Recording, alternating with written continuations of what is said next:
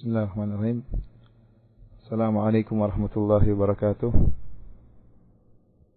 Berbicara tentang pembatal puasa, hal-hal yang membatalkan puasa, ya, sungguhnya kita tahu bahwasanya puasa diwajibkan oleh Allah Subhanahu wa taala agar kita bisa mencapai pada ketakwaan.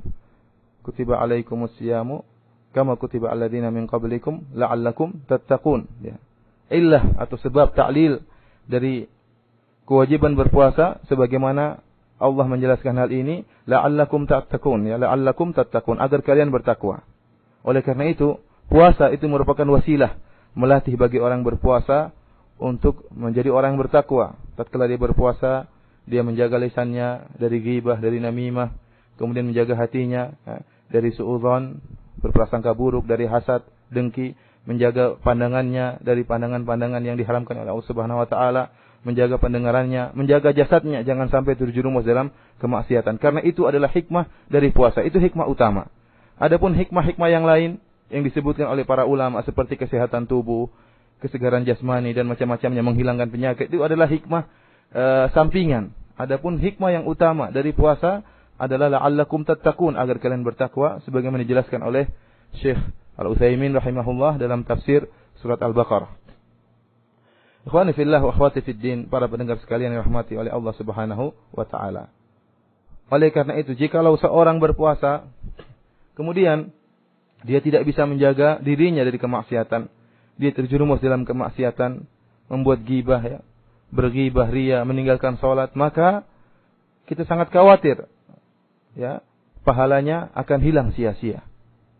Bahkan sebagian ulama, ya, bahkan sebagian salafus saleh mengatakan bahwa barang siapa yang terjerumus dalam kemaksiatan seperti ghibah, maka puasanya batal, ya. Puasanya batal, bukan hanya pahalanya yang batal, enggak, puasanya itu batal. Dan ini pendapat yang dikeluarkan oleh Ibnu Hazm rahimahullah sebagaimana dalam kitabnya Al-Muhalla. Beliau menukil banyak dari salaf yang mengatakan bahwa barang siapa yang terjerumus dalam kemaksiatan, sengaja melakukan kemaksiatan seperti ghibah dan yang lainnya, maka puasanya batal. Beliau berdalil dengan hadis Rasulullah sallallahu alaihi wasallam di mana Rasulullah sallallahu alaihi wasallam bersabda, "Man lam yada' qaulaz zur wal 'amala bihi wal jahl, falaysa lillahi hajatun fi ayyada'a ta'amahu wa syarabahu." Hadis riwayat Al-Imam Al-Bukhari.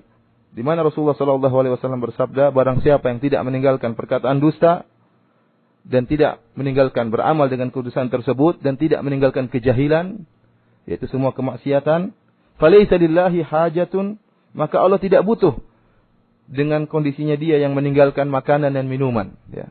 Orang yang berpuasa dengan membuat tubuhnya lelah, tidak makan dan tidak minum, kemudian terjerumus dalam kemaksiatan, maka falaysa lillahi hajatun fi ayyada as-ta'amahu wa syarabahu, maka Allah tidak butuh dengan puasa yang model seperti ini.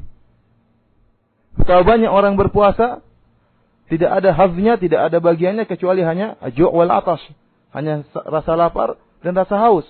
Kenapa? Karena terjerumus dalam kemaksiatan. Demikian juga sabda Rasulullah sallallahu alaihi wasallam, "Fa idza kana ahadukum sha'iman fala yarfuth wala yajhal." Kalau salah seorang dari kalian sedang berpuasa, maka janganlah dia berbuat rafas, berbuat hal-hal yang berkaitan berhubungan dengan jima', ya, muqaddimah jima'. Wala yajhal, dan jangan berbuat kebodohan, yaitu berbuat segala macam kemaksiatan. Kenapa larangan ini? Karena larangan terjerumus seseorang ke dalam kemaksiatan secara sengaja bisa menggugurkan pahala puasanya. Ikhwani fillah azani Allah wa iyyakum, ini menunjukkan kita hendaknya hati-hati. Kita bukan hanya memperhatikan batal puasa yang berkaitan dengan hal-hal yang zahir, yang his, yang mahsus, yang nampak, seperti makan, minum, jima. Enggak, bukan itu saja yang kita perhatikan. Kita juga harus memperhatikan batal puasa yang maknawi. Seperti tadi, terjerumus dalam kemaksiatan, tidak menjaga pandangan, ya. Seperti saya katakan tadi, bahkan sebagian salaf, di antara yang diriwayatkan dari sahabat Anas bin Malik radhiyallahu ta'ala anhu, dia mengatakan barang siapa yang berbuat ghibah, faqad aftar, maka dia telah berbuka, puasanya telah batal. Dan inilah pendapat yang dipilih oleh Ibnu Hazm dalam kitabnya Al-Muhalla. Ikhwani fillah azani Allah wa iyyakum, ini menunjukkan hendaknya kita berhati-hati, terutama yang namanya ghibah. Banyak salaf yang mentamsis, menjelaskan bahwasanya ghibah, terutama yang namanya dosa ghibah ini membatalkan puasa. Oleh karena itu Al-Imam Al-Bukhari membawakan hadis ini, man lam yada' qaulaz zur wal amala bihi. Hadis tersebut, falaisa lillahi hajatun fi ayyada ta'amahu wa syarabahu, beliau bawakan dalam hal-hal yang berkaitan dengan ghibah. Yang menunjukkan bahayanya ghibah. Bagaimana tidak berbahaya? Allah Subhanahu wa taala berfirman, ayuhibbu ahadukum ayyakula lahma akhihi maitan fakarihtumuh. Apakah salah seorang kalian senang jika memakan bangkai saudaranya? Kita tahu bahwasanya makan daging manusia, ya, bangkai saudaranya, apalagi sudah membusuk jadi bangkai, hukumnya haram dan merupakan dosa besar. Allah samakan hal ini, perbuatan yang keji, memakan bangkai saudara kita, daging saudara kita yang sudah mayit, yang sudah bangkai, yang sudah busuk, kita makan, yang itu merupakan perbuatan keji. Allah samakan dengan ghibah. Tentunya ini menunjukkan bahayanya ghibah. Oleh karena itu, sebagian salaf menyatakan ghibah itu membatalkan puasa.